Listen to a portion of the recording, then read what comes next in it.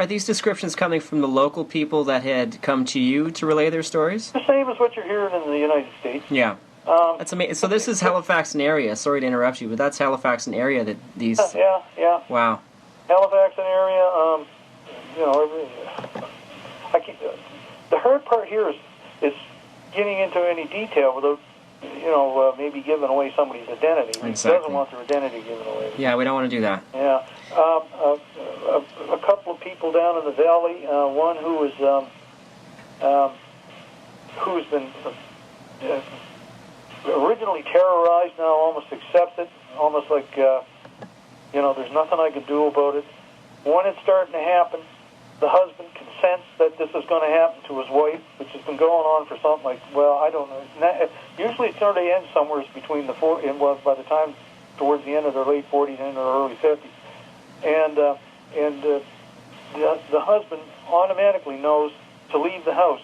And he lives at the time, lived in an area where they were on a small farm. Wow. He would go out and sit in the barn for hours and wait for whatever was going to have to happen, then go back in. Was this for terror or for just because he had no choice? It was just basically there was almost like there was a command. Oh. Go away, Right. Wow. And then whatever was going to happen would happen, then his wife would explain to him what happened later, that type of thing. And he felt helpless, and he's part of it. And she didn't tell him. He just automatically knew to go out and leave. It's just kind of really weird. That's sort of what grabs you at the time. You go into this thing with a bit of skepticism and so on and so forth. But I have so many long-time friends now that have had this, that started with this thing, and we just get into your regular, male friends particularly. You get into this association as friends now, and the other thing sort of falls into the background, but it's always hanging there, and you know about it. So then maybe once in a while I'll say, so what's the latest? Now what's the latest after so many years is it's died into only what did happen. It doesn't seem to happen anymore. Like I said, it seems to die out sometimes in the late 40s and early 50s. That they're not troubled by it anymore. But I'm still puzzled, still really concerned about what happened to them, and marks on the bodies and so on that shouldn't be there, and no explanation for them. It's such a deep, hard to play with subject that it's hard to get into it. From my point of view, it's looking at it from my vantage point. I'm more of a nuts and bolts type of person. I don't want to mess around in anybody's head over something like this that's been reported to me. Yeah. I listen to the story, and I don't want to make it up like state that it is a story. What happened to them? And I listen to that, and I take it into account, and I sort of file it away along with the others. But I will tell you that it is serious. I mean, it sometimes comes down to such deeply traumatic that it really affects people's lives, and breaks up marriages, all kinds of weird things. All kinds of things happen.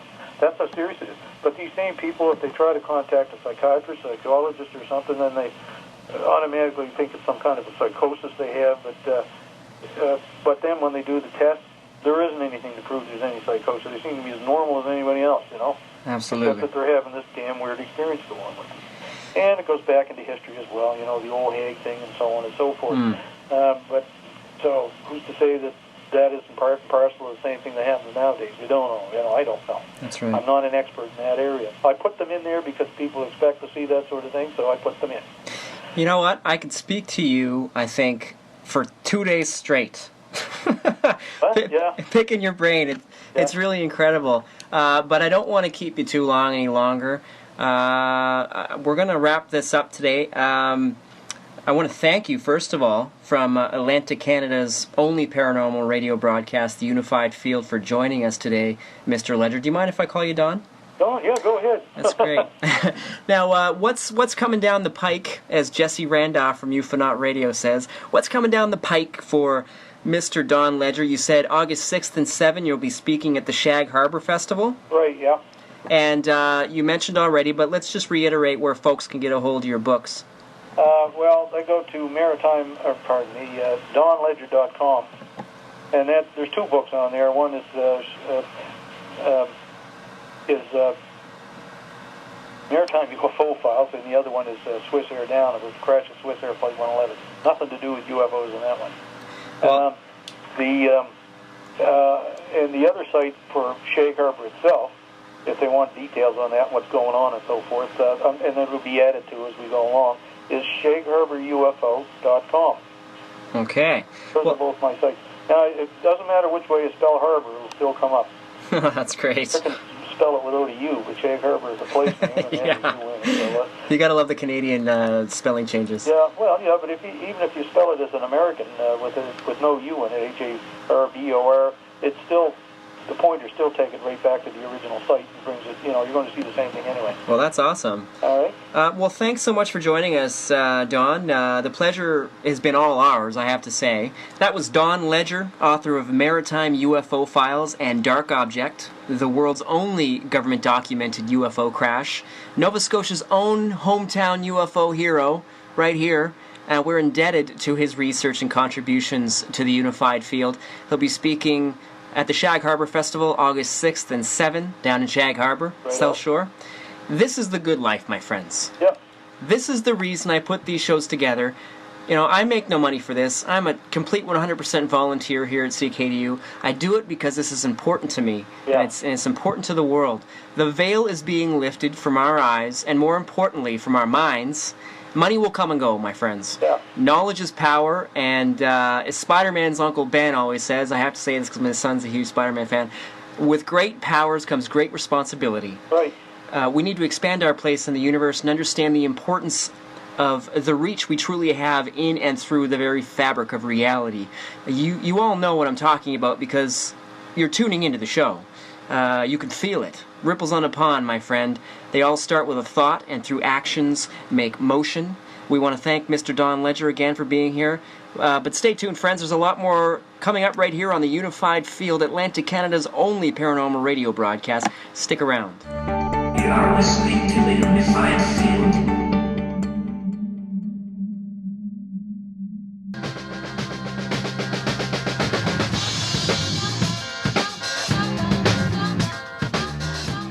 Hey listeners, this is Rebecca Higgs. Tune in as I host the Sobama Show Tuesdays from 2:30 to 4 p.m.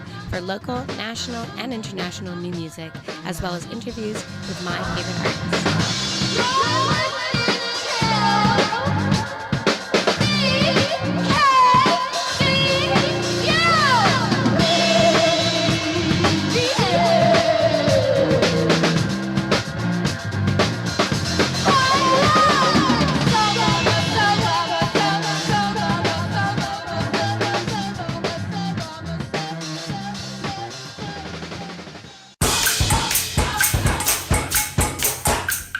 Tune into Radio New America every week to count down CKDU's Top 30.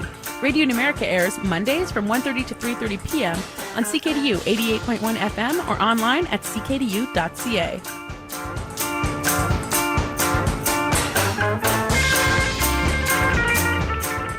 I'm David Suzuki. Catch the bus. Just one bus means 40 fewer vehicles on the road and 9 tons of pollution out of the air. Not bad for a couple of bucks. The future is in your hands. Get around smarter at davidsuzuki.org. Honey, are these leftovers safe to eat? Not sure. Let's check out healthycanadians.gc.ca. Where? It's a website loaded with great information about food safety, including food recalls and allergy alerts and lots of tips like how to handle leftovers. Ugh, what about this green moldy thing? That I don't need a website for. Help keep your family healthy and safe. Visit healthycanadians.gc.ca and sign up to receive the latest food recalls and allergy alerts delivered right to your email. A message from the Government of Canada.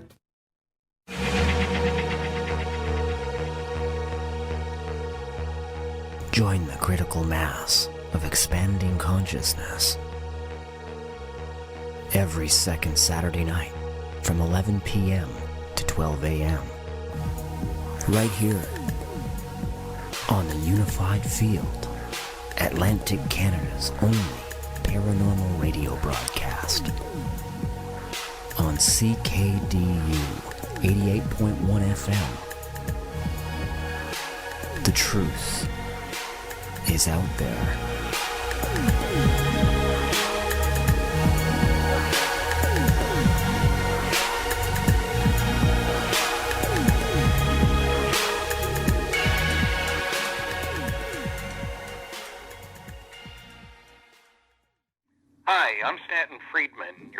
listening to Atlantic Canada's only paranormal radio broadcast on the Unified Field on CKDU.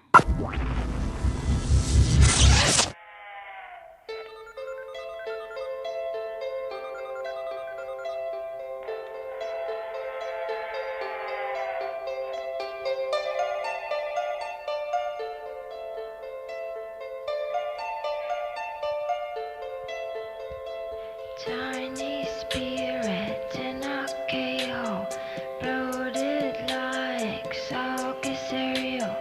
God will come and wash away our tattoos and all the cocaine, and all of the aborted babies will turn into little Bambi.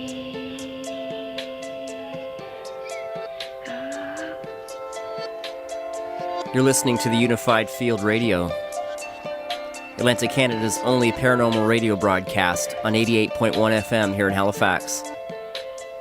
Wounded river, push along, searching for that desert song, and Mozart's Requiem well played on tiny speakers made of clay. Tell my mother that I love her, Martin Luther, you're an angel. Oh. And you just heard the Don Ledger interview. This is Coco Rosie with K-Hole.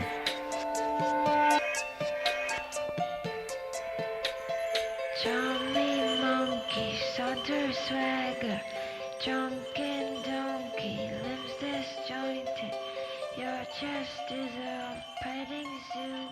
Mexican. Oh, I love Coco Rosie.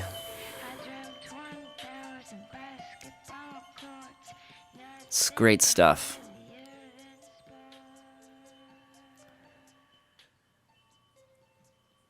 Yeah. Good stuff. The world of music is amazing where it takes you, isn't it? Isn't it true? Yeah, just like the info and the guests that we have here on the Unified Field. Great stuff. You heard the Don Ledger interview tonight, and what a gentleman he is. He's fantastic, and like you heard there, he's going to be at the Shag Harbour Festival August 6th and 7th, so that's next weekend. So if you guys are down with spaceships, go. I'm pretty sure you can camp there for a night or two in and around the area and attend that event. Not really sure what the pricing is on that. I haven't had a chance to look. Never seems to be enough time anymore to do all the little things that you always have to do. All the millions of things that you cram in your daily planner. And, you know, there's always one or two things that you can't do, and that's one of those things. So I'm Mr. Justin Brown. This is the Unified Field, and I hope you enjoyed that interview. We've got the Exopolitical Pulse coming up, and the SciTech News, and Monster Face with his track called Unified Field Theory, which I kind of cropped up and edited for time constraint reasons. I mean, the thing is like 6 or 7 minutes long, so I condensed it to 2.5 minutes. You get the idea in 2.5 minutes, what's going down. So there you go, Triple M. Did you a little favor there, I think. I don't know. It is art. That's why I love it. I love the robot in there. You'll all see what I'm saying. So, without further ado, let's jump right into the Exopolitical Pulse, your bi-weekly paranormal news fix right here on UFR. And a little different than usual, we're going to take it back to the first episode styles. It's me flying solo in the Exopolitical Pulse corner this week. Like we used to do it way back when we started this program here on CKDU. And normally I get my sources, you know, I'm trying to stay on the beat, so I get my sources from the internet. I fly around and try and grab the latest and greatest paranormal and exopolitical news for you guys out in Radio Land. But this week, my internet, okay, let's backtrack a bit. I've been having issues with my internet for a very long time now. It comes in and out and in and out. I had it full swing. My computer dropped, broke my Ethernet port.